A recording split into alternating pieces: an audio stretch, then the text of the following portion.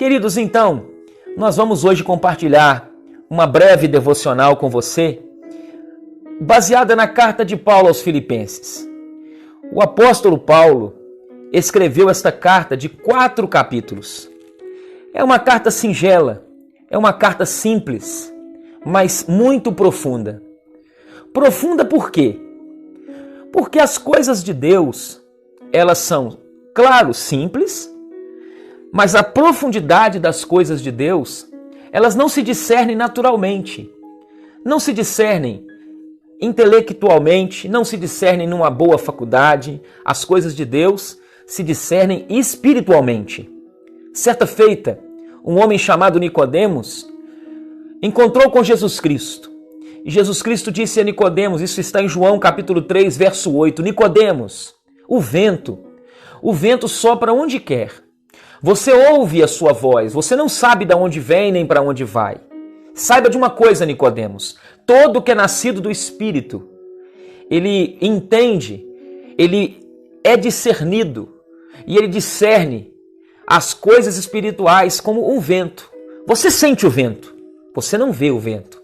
Você vê as ações que o vento pode produzir, mas você não tem como produzir este vento humanamente, no sentido de que quando Cristo disse a Nicodemos, Nicodemos, importa de eu dizer a você que você precisa nascer de novo. E ele chocou-se e ele disse assim, não, como que eu vou voltar? Sendo um homem velho, voltar para o ventre de mamãe. A Bíblia nos mostra que Jesus falou para Nicodemos, que estava diante do Cristo, daquele rabi, e ele disse ao Senhor, como que eu posso voltar ao ventre da mamãe? Jesus disse para ele de coisas espirituais, de um ventre, de um novo nascimento, que na linguagem do profeta Ezequiel é trocar o coração de pedra por um coração de carne. O que a pandemia está nos ensinando, eu te pergunto? O que o novo Covid-19 está nos ensinando? O que o coronavírus está nos ensinando? Eu lembro a você 2 coisas antes de lermos o texto bíblico. Está nos ensinando que nós somos impotentes. Você, eu, nós todos somos impotentes diante do poder de Deus. Deus é, nós não. Em Deus e no Senhor Deus, o Criador, reside toda a ciência, toda a sabedoria, reside todas as questões complexas, como disse o apóstolo Paulo, escrevendo aos Colossenses, que em Cristo habita toda a sabedoria. Que nenhum filósofo, que nenhum cientista, que nenhum homem que tem hoje premiações a nível mundial pode receber nosso Senhor Jesus Cristo, e em Cristo reside essa plena sabedoria. A segunda coisa que aprendemos com esta pandemia é que está revelando para nós um pan de problemas. O homem está sendo exposto, o coração do homem está sendo exposto, a mente humana está sendo exposta, o Brasil dividido entre uma ala de direita e uma ala de esquerda, uns têm razão aqui, outros têm razão ali, mas nós pedimos a Deus que de alguma forma possa intervir na nossa nação com paz, se preciso for, com o seu juízo, mas nós sabemos que isto é cumprimento também de tudo aquilo que antecede a segunda vinda do nosso Senhor Jesus. Também é o começo. Mas, querido, ainda tem nos ensinado algo mais essa pandemia. Que o homem não tem poder, que o poder reside em Deus, mas tem nos ensinado também que o nosso coração, ele realmente, como a Escritura diz, ele é enganoso, corrupto. Nosso coração, ele é tendencioso a confiar em si mesmo. E eu lembro da passagem quando Jeremias permitiu-se ali escrever, dizendo o coração do homem, bendito o homem que confia no Senhor. Mas maldito o homem que confia em si mesmo, que faz da carne mortal o seu braço forte, que faz da carne mortal a sua direção, que faz da carne mortal a palavra final de tudo. Maldito este homem, porque este homem vai terminar solitário, este homem vai terminar angustiado. Mas bendito, bendito, bendito é o homem que confia no Senhor, cuja esperança é o Senhor, que é como uma planta que é cuidada nas suas raízes por uma água limpa, que no devido tempo tem os seus frutos, que as estações, seja o verão, o inverno, o outono ou a primavera, cooperam para o crescimento deste homem e dessa mulher. E aí, queridos, quando nós vamos caminhando para o poder deste Senhor dos Senhores, deste Rei de Reis, nós nos lembramos de um pequeno servo que estava preso, chamado Paulo. Ele não estava preso quando aquela igreja foi fundada somente. Em Atos 16, inicia-se a igreja em Filipos. Mas no capítulo 26, no capítulo 27, você vê ali a prisão onde Paulo se encontra no contexto de Roma. E ali ele está preso. E nesta carta, quando ele fala tanto de contentamento, de alegria, ele logo pode dizer àqueles irmãos algumas verdades que podem trazer paz para você e para mim nessa noite que o Senhor Jesus nos fez. A primeira grande lição que este texto nos coloca e nos remete é quando Paulo tem saudade daqueles irmãos. Ele tem saudade daqueles irmãos. E ele diz assim: eu não estou sozinho.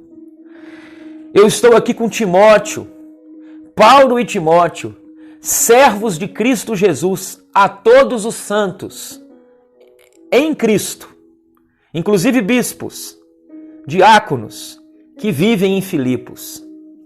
Queridos, quando ele diz aqui, Paulo, nós logo hoje, quando olhamos para trás e pensamos em Paulo, nós visualizamos o Paulo o apóstolo, Paulo grande missionário, o missionário dos missionários.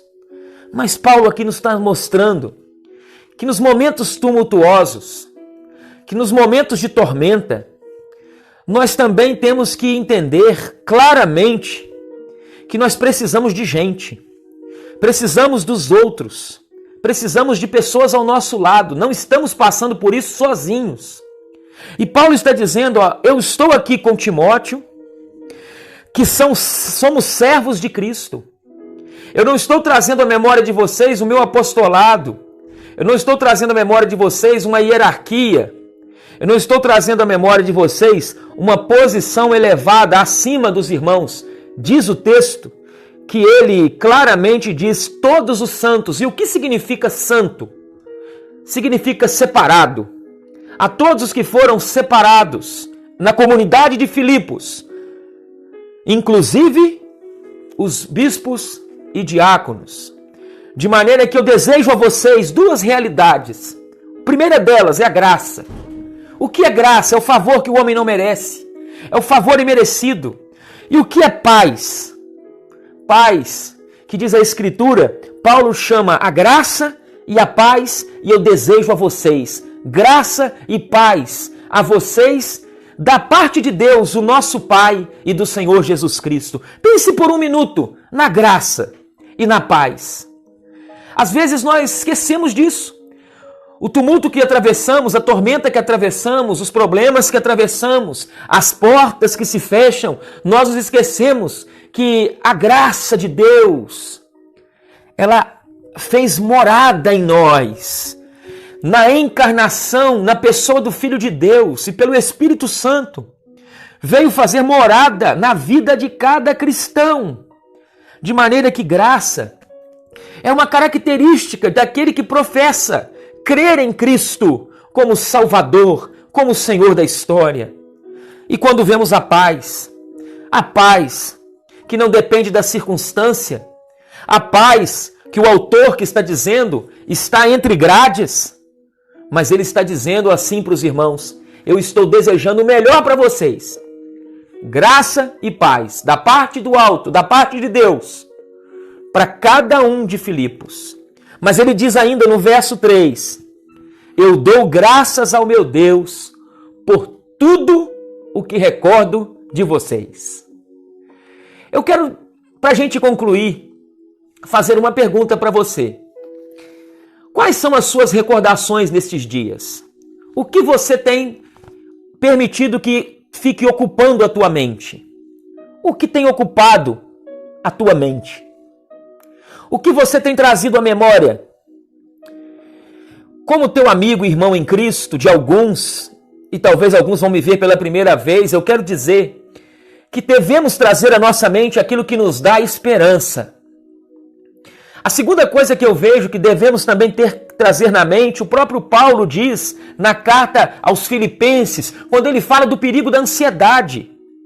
Quando ele diz assim, tudo que é verdadeiro, tudo que é respeitável, tudo que é justo, tudo que é puro, tudo que é amável, tudo que é de boa fama, se alguma virtude há, se algum louvor existe, seja isso que ocupe o vosso pensamento. Nosso pensamento é ocupado muitas vezes por pessimismo. A gente quer dar mais ouvidos às informações da TV, da mídia, do que propriamente a Escritura. Mas a Escritura continua viva e dizendo para nós, dou graças ao meu Deus por tudo o que recordo de vós. Que você possa ter boas recordações, irmão.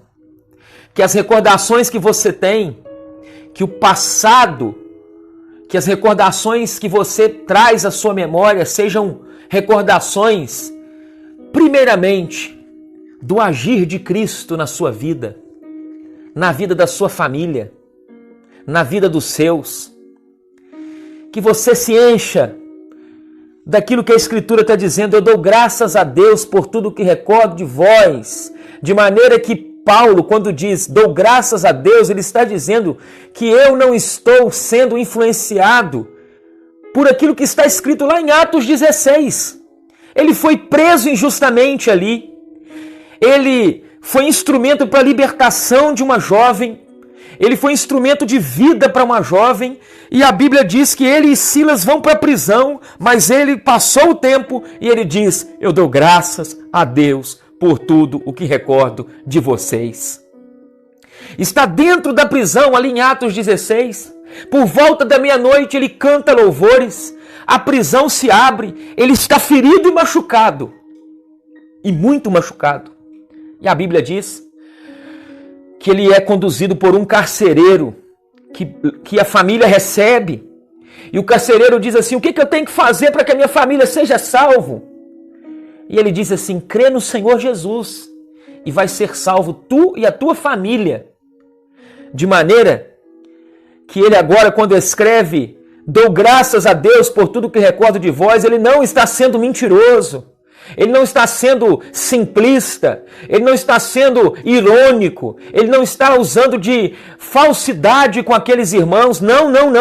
Ele está sendo absolutamente sincero e coerente com o espírito do Evangelho, com o espírito de Cristo. Bem-aventurados, felizes, são quando vos perseguirem, mentirem acerca de vós.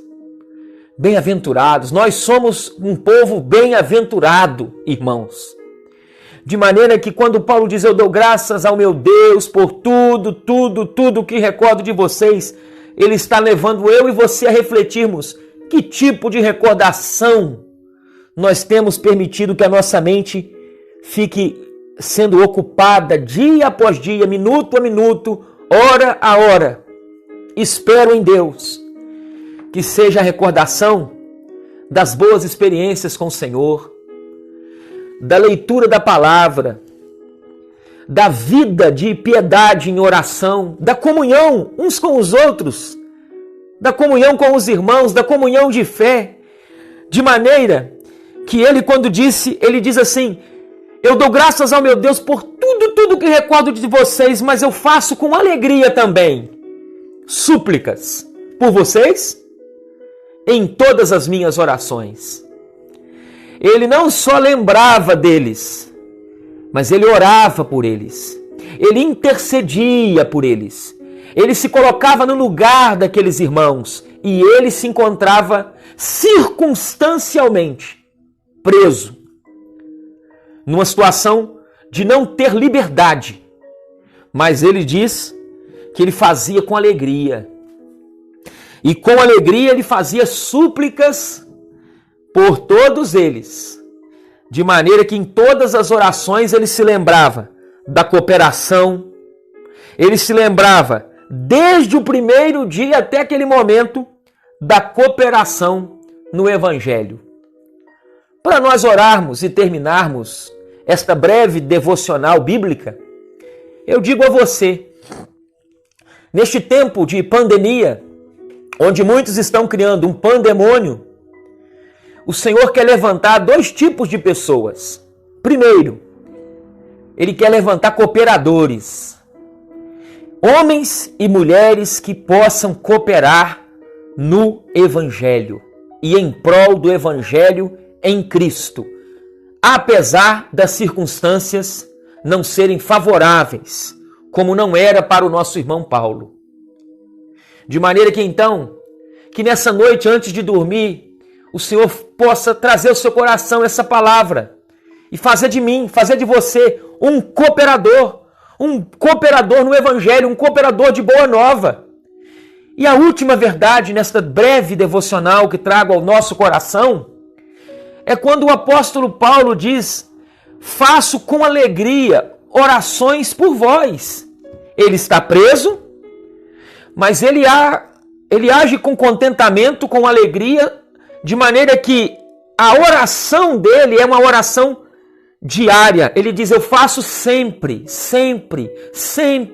súplicas, intercessões por vocês. É uma carta que foi escrita com lágrimas. É uma carta que foi escrita chorando. Mas é uma carta que foi escrita para trazer contentamento e alegria. Então que o Senhor levante você e a sua família como cooperadores, e que o Senhor levante você e a sua família e a minha família como agentes de boas recordações e de esperança, porque de desespero e de vida sem tempero, o mundo já está cheio. Por isso, Cristo em você e em mim é a esperança da glória.